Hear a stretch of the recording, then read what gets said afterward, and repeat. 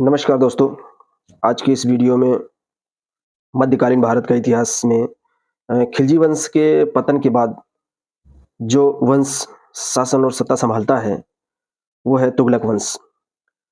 हाँ जी, तुगलक वंश के प्रमुख 3 शासक होते हैं और तुगलक वंश का जो शासनकाल लगभग 92 वर्षों यानी 1320 ईस्वी से 1412 ईस्वी के बीच 1320 ईस्वी से 1412 ईस्वी के बीच लगभग 92 वर्षों का जो शासनकाल रहता है अ, तुगलक वंश का, बहुत ही महत्वपूर्ण रहता है क्योंकि तुगलक वंश के समय में सुदूर दक्षिण तक शासकों ने साम्राज्य स्थापित किया और मोहम्मद बिन तुगलक ने तो एक राजधानी के रूप में भी स्थापित किया देवगिरी, जिसका दूसरा नाम दौलताबाद भी रखा।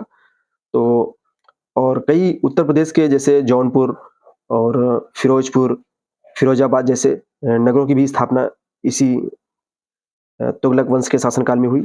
तो आइए मिलते हैं हम तुगलक वंश कैसा था और क्या विशेषताएँ थी तुगलक वंश के शासन की। तो सबसे पहले हम बात करते हैं खिलजी वंश के बाद दिल्ली में तुगलक वंश का शासन स्थापित हुआ। तुगलक वंश के शासकों ने जो तुगलक वंश के शासक थे, उन्होंने दिल्ली सल्तनत का विस्तार सुदूर दक्षिण तक किया। इस वंश के शासकों ने राज्य विस्तार के साथ-साथ प्रजा के हित के लिए भी काम किए। यानी एक खास बात ये थी कि प्रजा के हित के लिए जैसे पिछले अलाउद्दीन खिलजी ने जो भी काम किए, वो नो डाउट कि बहुत बड़ा काम था। लेकिन अलाउद्दीन खिलजी का मेन मकसद ये था कि मेरा साम्राज्य कितना शक्तिशाली और कितना विस्तृत हो और विस्तार हो। तो इसलिए उसने ना केवल सैनिकों की व्यवस्था बढ़िया की और सबसे ज़्यादा सैनिकों की भर्ती की, ये सारी चीज़ें की और बाज़ार नियंत्रित किया।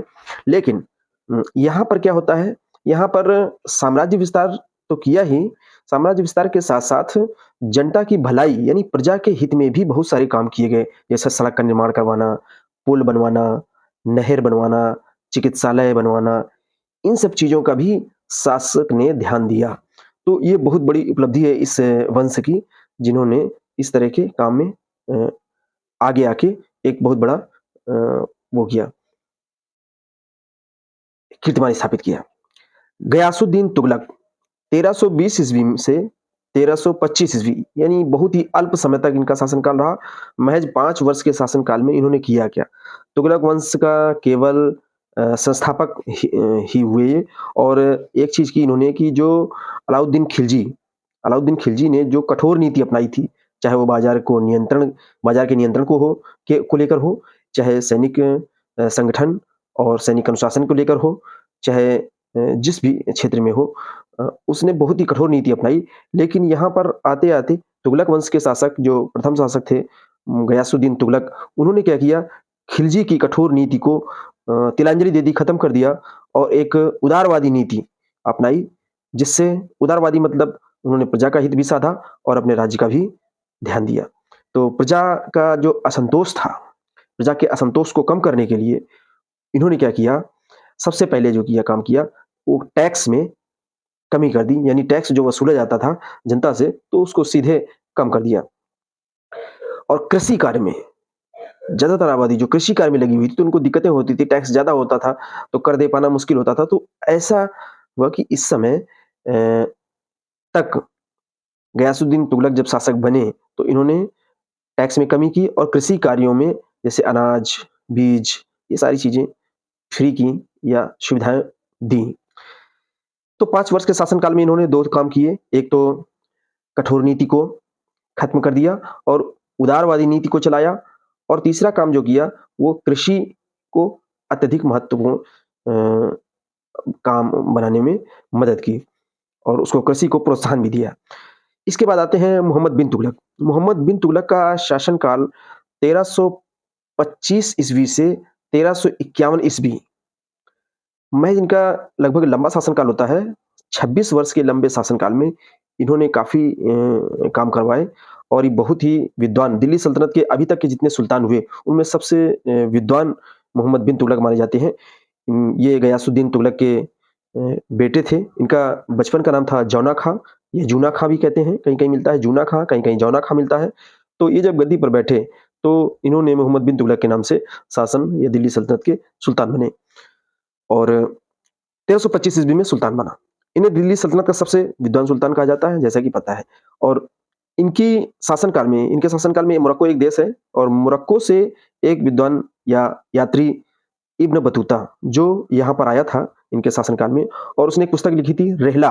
और उस रेहला पुस्तक में, जो इब्न बतूता ने एक पुस्तक लिखी रेहला, और उस रेहला में बहुत सारी चीजें लिखी। उनमें से एक चीज और लिखी, भारत में जो यात्रा की, तो उस रेहला पुस्तक में यहाँ की यात्रा का विवरण लिखा, जिससे उस समय के ऐतिहासिक और सामाजिक चीजों के बारे में, भारतीय चीजों जो भ्रमण किया उसके बारे में पता चलता है। तो इस तरह इनका जो मोहम्मद बिन तुगलक का शासनकाल कई मायनों में बहुत ही फेमस रहा। पहला तो ये है कि इनका जो शासनकाल था वो दिल्ली सल्तनत का सबसे विद्वान सुल्तान ये थे। इसके साथ ही इसके शासनकाल में मोरक्को का यात्री इब्न बतूता आया। इब्न बतूता ने एक पुस्तक रेहला लिखी, ये भी ठीक है। फिर इन्होंने क्या किया कि साम्राज्य की प्रगति और सुव्यवस्था के लिए कई योजनाएं बनाई। इन्होंने सोचा, ये प्रगतिशील व्यक्ति था और माइंड से थोड़ा डेवलप्ड था, स्थायित्व भी आ गया था। तो इन्होंने ये सोचा कि क्यों ना हम कुछ ऐसे काम करें जिससे साम्राज्य की और प्रजा की कुछ भलाई हो, जन कल्याणकारी योजनाओं संचालित किया। लेकिन इत्तेफाक ये रहा कि इनकी योजनाओं का जो असर हुआ वो ठीक नहीं हुआ। कहीं न कहीं इन्होंने योजना को क्रियान्वयन करने में या लागू करने में कहीं न कहीं जल्दबाजी दिखाई, या कुछ ऐसे कारण रहे जिसकी वजह से इनकी नीतियाँ जो रहीं वो सफल नहीं हो पाई। जैसे पहला काम इन्होंने किया कि दोआब, यानी गंगा और यमुना के मध्य का जो भाग था, गंगा यमुना के मध्य के बीच मध्य का जो भाग था, वहाँ पर बहुत ही मैदानी भाग था, उपजाऊ था। तो वहाँ पर क्या था कि इन्होंने क्या किया, टैक्स बढ़ा दिया। और टैक्स बढ़ाया, तो उस टैक्स को बढ़ाने जिस समय टैक्स बढ़ाया गया इनके शासनकाल में, मोहम्मद बिन तुगलक के शासनकाल में, उस समय अकाल भी पड़ गया। तो यथास्थिति क्या थी, कृषक या अन्य जो भी जनता टैक्स जिससे लेना था वो परेशान थे, खाने-पीने के लिए अकाल भी पड़ गया था। इस बात को ना तो ये लोग सुल्तान के जो अधिकारी थे, कर्मचारी थे, वो सुल्तान तक पहुँचा पाए या नहीं पहुँचा पाए, जो भी कारण रहे हों, या टैक्स को वसूल करने का उन पर दबाव हो, तो टैक्स बढ़ा हुआ वसूल करने के दौरान बड़ी समस्याएँ हुई। बहुत लोग कृषि और अपने घर-द्वार सब छोड़ के भाग गए, जबरन उनसे टैक्स वसूला गया, और जब तक सुल्तान के पास तक ये बात पहुँचती, तो तब तक बहुत देर हो चुकी थी और यहाँ सब अव्यवस्था हो गई थी। तो ये जो दोआब में, यानी कि गंगा और यमुना के बीच के जो भाग में टैक्स बढ़ाने की जो इनकी अ, योजना थी, वो इस तरह असफल हो जाती है। क्रियान्वयन सही नहीं हो पाता है। अधिकारी समीक्षा नहीं हो पाती है अधिकारियों द्वारा इनके, ना ये सूचना दे पहुँच पाती है या पहुँचा पाते हैं, या इनके सामने शायद कहने में अक्षम पाते हैं अपने आप को कि कहीं हमारी नौकरी ही ना चली जाए, कहीं सही बोल दें तो ऐसा ना हो जाए। तो इस तरह से कहीं न कहीं ये कारण रहा कि असफल हुआ, और जब ऐन के कारण कहीं से सूचना भी मिल पाई होगी, तब तक बहुत देर हो चुकी थी। फिर राहत कार्य भी किए गए, लेकिन लेकिन उसका कोई फ़ायदा नहीं हुआ। बहुत ज़्यादा परिणाम नकारात्मक रहे इसके। तो इस प्रकार ये असफल होता है। दूसरा इन्होंने किया राजधानी परिवर्तन।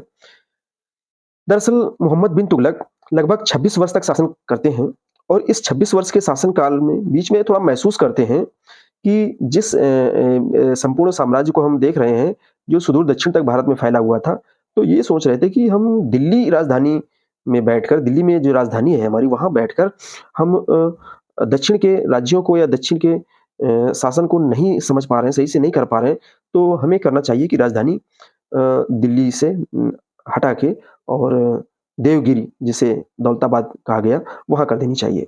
तो प्रयास तो इनकी समझ से सही था, लेकिन उसके परिणाम जो निकले, वो सही नहीं निकले। कई कारण रहे, शायद कैबिनेट या इनके जो मंत्रियों से परामर्श नहीं किया गया सही से, जो भी रहे हों, तो दौलताबाद राजधानी बनाई गई, और वहाँ पर सारा जो है लाव लश्कर इनका ले जाया गया, और मुश्किल से 2 वर्ष रही होगी राजधानी वहाँ पर। और फिर जो वहाँ पर राजधानी में पहुँचने के बाद 2 वर्ष तक लगभग रहने के बाद फिर उनको पता चलता है कि जिस प्रकार हम दिल्ली से इधर नहीं देख पा रहे थे, शासन नहीं ठीक से देख पा रहे थे, संभाल नहीं पा रहे थे, तो इनको दौलताबाद में या देवगिरी में रहकर भी महसूस हुआ कि दिल्ली के जो आस-पास के इलाके हैं, वहाँ हम सही से नज़र नहीं रख पा रहे हैं, और तब इनको फिर से एहसास हुआ, और फिर इन्होंने राजधानी दिल्ली से पुनः दौलताबाद से पुनः दिल्ली स्थापित की। तो ये जो इनका प्रयोग था, ये भी असफल रहा, ज़्यादा दूरदर्शी नहीं रहा, परिणाम सकारात्मक नहीं निकले, नकारात्मक निकले। इसके अलावा इन्होंने एक प्रयोग किया, सांकेतिक मुद्रा का प्रचलन। पहले चांदी के सिक्के चलते थे और उस समय पूरे विश्व में चांदी की जो उत्पादकता थी वो घट गई थी। तो पूरे विश्व में चांदी की उत्पादकता घटने के कारण भारत में कौन-सा बढ़ जाएगी? तो क्या था कि इनको सांकेतिक मुद्रा का चलन करवाना मजबूरी हो गई थी। तो जैसे भी हो, सांकेतिक मुद्रा तो प्रचलन में आई, लेकिन उस मुद्रा के प्रचलन के साथ-साथ फर्जी या फेक करेंसी, जिसको कहते हैं नकली मुद्रा का भी प्रचलन बीच में बढ़ गया। लोग इतने एक्टिव हो गए थे, इतने कलाकुशल हो गए थे कि जो टकसाल में सिक्के ढलाई होते थे, ठीक हूबहू उसी प्रकार के सिक्के लोगों ने ढालना शुरू कर दिए थे। और उससे क्या था कि सिक्कों की भरमार हो गई थी नकली, और बाज़ार में मुद्रा का अवमूल्यन इसीलिए हो रहा था, तो पैसा सबके पास हो गया था। तो कुल मिला के ये प्रयोग भी उनका असफल रहा, क्योंकि जो फर्जी सिक्के ढलाई हो रही थी, तो उनकी बंद उनको नहीं कर पाए, और ना ज़्यादा प्रभावकारी हो सके कि जो सरकार या सुल्तान के द्वारा सिक्के ढलाई करवाए जा रहे हैं, उनमें कोई ऐसी स्पेशलिटी नहीं थी, विशेषता नहीं थी जिसको आइडेंटिफ़ाई किया जा सके, पहचाना जा सके कि इन सिक्कों को फर्जीवाड़े वाले सिक्कों से, जैसे आज भी फर्जी करेंसी 500 के या 2000 के जाली नोट दिख जाते हैं, तो उस पर हालाँकि अभी अपने इस दौर में, आज के आधुनिक के समय में वो पकड़ में आ जाते हैं और पकड़े भी जाते हैं। लेकिन उस समय फर्जी जो सिक्के थे, उनको सुल्तान द्वारा ना रोक पाने में असफल होना ही ये प्रयोग डिस्टर्ब हो जाता है, और इस प्रयोग को सफल बनाने में कामयाब नहीं हो पाते हैं।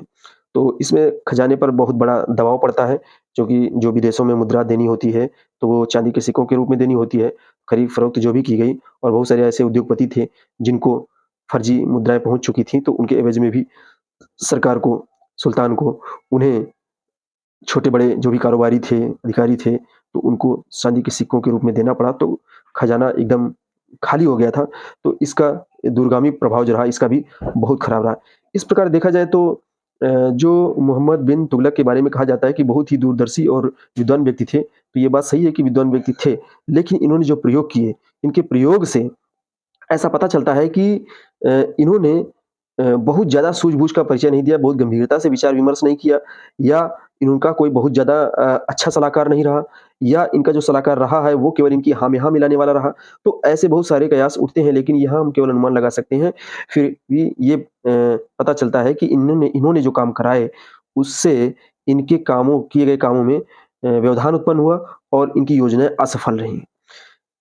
और फिर होता क्या है कि अ, यहाँ पर अगला शासक जो आता है, इनका चचेरा भाई, अ, 1351 ईस्वी में लगभग। एक्चुअली क्या है, इनका जो लास्ट का 16 वर्ष का शासनकाल था, 15 से 16 वर्ष का शासनकाल, वो विद्रोहों का रहा। हर राज्य में विद्रोह होने लगे थे, और इनको दबा पाना, इन विद्रोहों को रोक पाना बड़ा कठिन हो रहा था। तो और इनकी विद्रोहों को दबाने में, इन एक राज्य को अगर बचा पाते तो दूसरे राज्य में विद्रोह हो जाता, दूसरे राज्य को बचा तीसरे में हो जाता। तो इस तरह जो विद्रोह था, वो लगातार हो रहे थे, और ये प्रयास कर रहे थे, लेकिन वो थम नहीं रहे थे। और इसी तरह 1351 में विद्रोहों को के चलते इधर-उधर आपा-धापी में इनकी डेथ भी हो जाती है। और फिर मोहम्मद बिन तुगलक की मृत्यु के बाद इनका चचेरा भाई फिरोज़ शाह तुगलक, वो दिल्ली की गद्दी पर बैठा है 1351 से 1388 वर्ष। इसके बारे में हम अगली वीडियो में चर्चा करेंगे। तब तक हम जो तुगलक वंश के 2 शासकों के बारे में, उनके कामों के बारे में चर्चा की, और आगे हम चर्चा करेंगे इनके चचेरे भाई, यानी मोहम्मद बिन तुगलक का चचेरा भाई, जो दिल्ली सल्तनत की गद्दी पर बैठा और लगभग 37 वर्ष, यानी कि लंबा शासनकाल रहा। तो इस प्रकार जो शुरुआत में 5 वर्ष गयासुद्दीन तुगलक का रहता है, और 37 वर्ष इनके चचेरे भाई का रहता है, बीच में 26 वर्ष इनका रहता है। तो कुल मिला के लगभग 92 वर्ष इनका शासनकाल बैठता है। तो ये 92 वर्ष के तुगलक वंश के शासनकाल के बारे में हम लोगों ने चर्चा की। अगले शासक, जो अंतिम शासक तुगलक शासक है, यानी कि वो नासिरुद्दीन महमूद था, लेकिन उसका बहुत ज़्यादा महत्व नहीं रहा है। तो अगली वीडियो में हम लोग चर्चा करेंगे इन मोहम्मद बिन तुगलक के चचेरे भाई फिरोज़ शाह तुगलक के बारे में, और उनके कामों के बारे में, जिनका पहला शुरुआती जो शासनकाल रहा वो विद्रोहों को दबाने में लग गया। तो विद्रोह को दबाने में काफ़ी प्रयास उन्होंने किया, तब जाके मोहम्मद बिन तुगलक के समय के जो विद्रोह हो रहे थे, उनको दबा पाए। तो दोस्तों हमारे इतिहास नामा के इस चैनल में आप वीडियो को देखने के लिए और अगला वीडियो पाने के लिए चैनल को सब्सक्राइब करें, लाइक करें और